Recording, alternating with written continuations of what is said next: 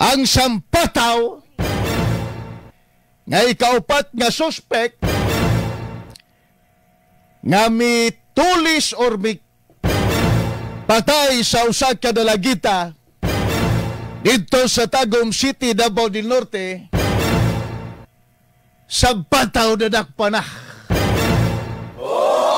Thank you. Salamat sa bagat pulis nga wa bagya kasama mo hunag sa pag-ukoy aning sampataw nga ikaupat nga suspect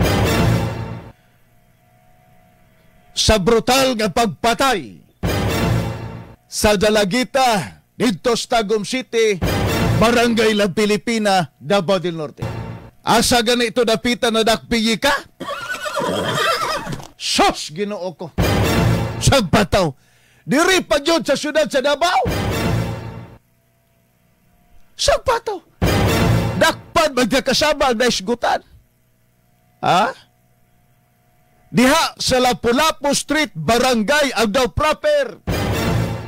Niadto magkakasamang alas 12:05 sa adlawng Sabado. Hulyo 12 magkakasama. Ani mga oras sa perti panamong lingawa dito sa Barangay Bukana ning atong syudad sa Davao sa kalubihan atol sa among lipay-lipay sa barangay.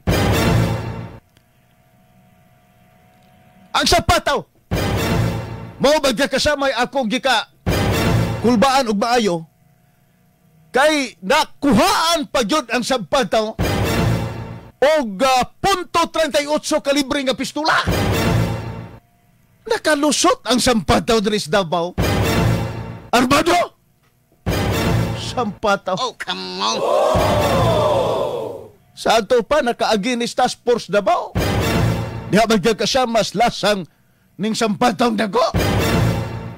Nalutsan og .38 kalibre nga revolver nga wa magkakasamay baga dokumento. Taga-Caraga na ining sampataw dago. Davao magkakasama Oriental. Naana karon magkakasama kabot sa ato mga otoridad.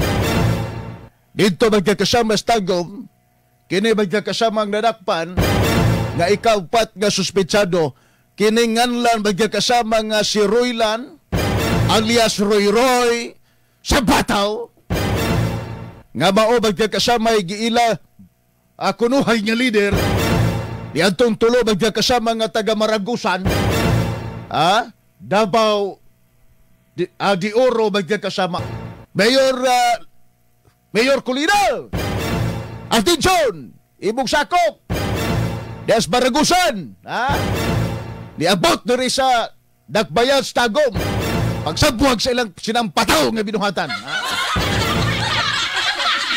So, kumpleto na. Ato magkakasama ang palagpakan.